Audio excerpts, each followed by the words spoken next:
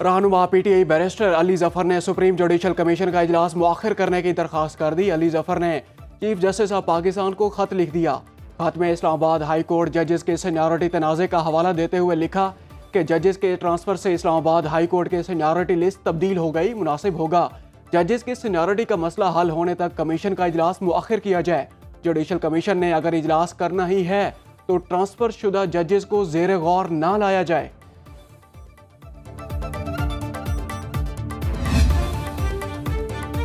ملک کی مختلف bar council کا سپریم جوڈیشل کمیشن کے حمایت کا اعلان۔ Supreme court bar association, Pakistan bar council, Punjab bar council, Khyber Pakhtunkhwa bar council, Balochistan high court bar اور سندھ ہائی کورٹ بار ایسوسی ایشنز نے مشترکہ اعلامیہ میں ہڑتال کو مسترد کر دیا۔ اعلامیہ کے مطابق قانونی برادری کے منتخب نمائندے عدلیہ کی آزادی کے ساتھ کھڑے ہیں، جوڈیشل کمیشن کے اجلاس کے موقع پر انتشاری لوگوں کی کال کو یکسر مسترد کرتے ہیں۔ 26ویں آئینی ترمیم قانون کے مطابق منظور ہوئی۔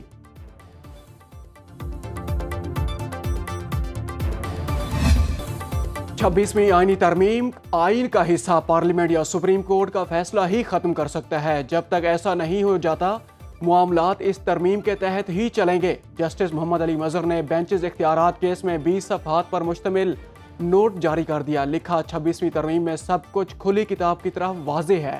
عدالت آنکھیں اور کان بند نہیں کر سکتی۔ کیس فل کورٹ میں بھیجنے کی درخواست کا میرٹ پر فیصلہ ہوگا۔ قوانین کے آئین یا غیر آئینی ہونے کا جائزہ صرف آئینی بینچ لے سکتا ہے۔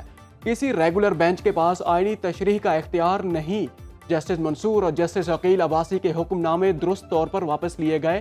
بنیادی حکم ناموں کے بعد کی ساری کارروائی بے وقت ہے۔ پاکستان کا فلسطینی ریاست کو سعودی عرب منتقل کرنے کے اسرائیلی منصوبے پر شدید رد عمل۔ صہیونی وزیر اعظم کے بیان کو اشتعال انگیز قرار دے دیا۔ غزہ مسئلے پر اگلے ہفتے اسلامی تعاون تنظیم کی بیٹھک بلانے کا مطالبہ۔ آزاد اور خود مختار فلسطینی ریاست کے حمایت جاری رکھنے کا پالیسی بیان۔ ڈپٹی وزیر اعظم اسحاق ڈار کا ایرانی وزیر خارجہ عباس عراقچی کو ٹیلی فون۔ کہا پاکستان 1967 سے پہلے کی سرحدوں پر مبنی آزاد خود مختار فلسطینی ریاست کا حامی ہے جس کا دارالحکومت القدس ہو۔ سلامتی کونسل کی قراردادوں کے مطابق دو ریاستی حل ہی واحد قابل عمل اور منصفانہ آپشن ہے۔ اسحاق ڈار نے اپنے مصری اور ترکیہ کے ہم منصبوں کو بھی ٹیلی فون کیے۔ غزہ کی صورتحال پر تبادلہ خیال۔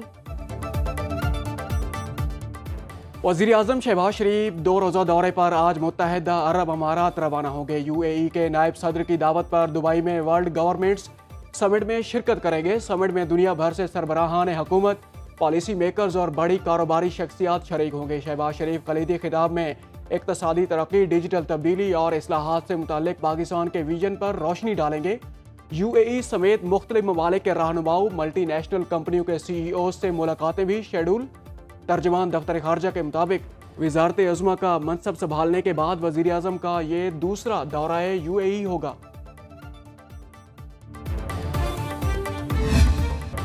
وزیر اعظم شہباز شریف کے 1 سالہ دورہ اقتدار میں غیر ملکی سرمایہ کاری میں نمایاں اضافہ۔ حکومتی پالیسیوں پر سرمایہ کاروں کا اعتماد بڑھ گیا۔ ورلڈ اکنامک فورم کی کنٹری پارٹنرز غیر سرکاری تنظیم مشعل نے پاکستان میں اصلاحات سے متعلق رپورٹ جاری کر دی۔ رپورٹ کے مطابق پاکستان میں گورننس، معیشت، سرمایہ کاری اور ماحولیاتی شعبے میں اصلاحات کی گئی۔ رپورٹ میں شہباز دور کی 120 سے زائد اصلاحات کا تفصیلی جائزہ لیا گیا۔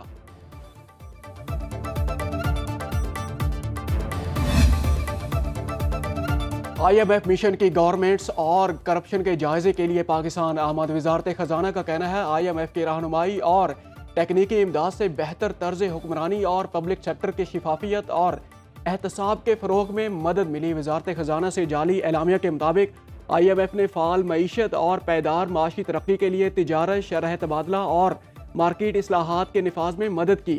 سرکاری شعبے کی کارکردگی اور احتساب کو بہتر بنانا اور بدعنوانی سے نپٹنا حکومت کی پاکستان کی اولین ترجیحات میں شامل ہیں۔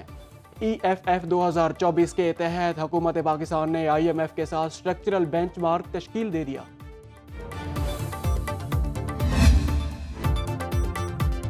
آفین نے الیکشن ٹریبیونلز کے حوالے سے رپورٹ جاری کر دی جس کے مطابق الیکشن ٹریبیونلز نے جنوری 2025 میں 11 مزید انتخابی درخواستوں کا فیصلہ سنا دیا۔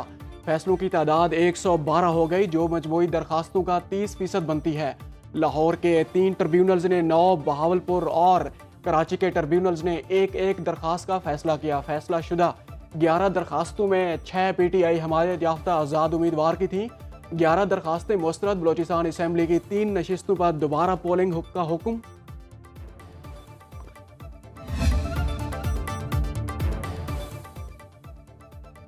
अवाम 9 मई और 26 नवंबर के इंतशारियों को पहचान चुके। वज़ीर इत्तलात अता तारड़ की तहरीक इंसाफ पर कड़ी तनकीद। लाहौर में तकरीब से खिताब में कहा, तहरीक इंतशार वाले पाकिस्तान मुखालिफ एजेंडे पर काम कर रहे हैं।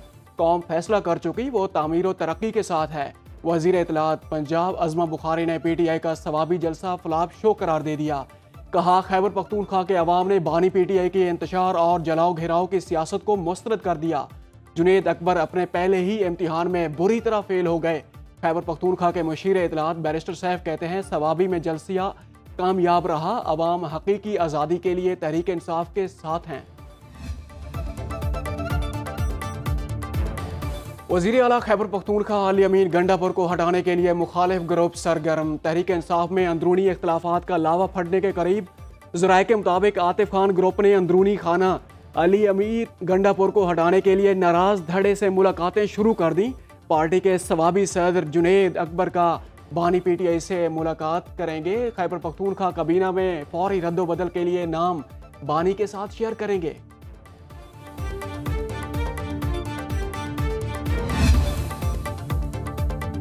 बानी PTI से जब मुलाकात हुई तो उन्होंने मुझसे नाराजगी की कोई बात नहीं की। उनके दिल में क्या है इस पर मैं कुछ नहीं कह सकता। वज़ीर आला खैबर पख्तूनख्वा अली अमीन गंडापुर का कहना है, मुझे बानी PTI से मुलाकात की इजाज़त नहीं दी जा रही, इसलिए बानी की नाराज़गी के बारे में कुछ नहीं कह सकता। सहाफ़ी जेल समात में जाते हैं, बानी PTI से खुद पूछ लें वो मुझसे नाराज़ हैं या नहीं। वज़ीर आला खैबर पख्तूनख्वा का कहना था, अगर हुकूमत हमारे मुतालबात पूरे करती है तो मुज़ाकरात दोबारा शुरू हो सकते हैं।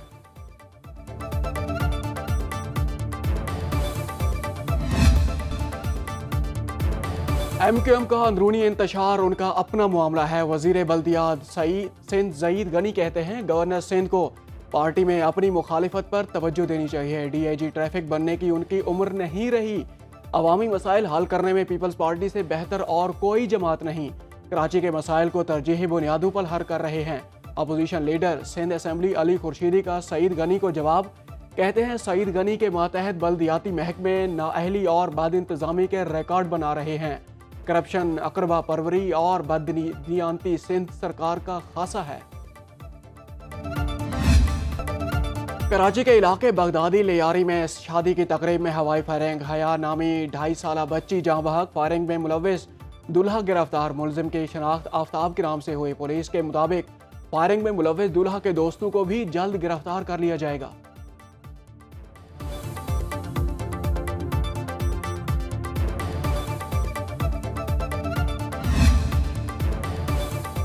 कराची मेट्रोपॉलिटन कॉरपोरेशन के तमाम पार्किंग साइट्स में फीस नहीं ली जाएगी। मेयर कराची मुर्तज़ा वहाब का शहरियों को तोहफा। कहते हैं, शहर की 160 मरकजी सड़कों में से 46 पार्किंग साइट से फीस वसूल नहीं की जाएगी। हमारे पास 2 अरब से ज़ायद के फंड्स हैं। KMC को 4 से 5 करोड़ की ज़रूरत नहीं। KMC के नाम पर गैर कानूनी पैसे वसूल करने वालों के खिलाफ कार्रवाई की जाएगी।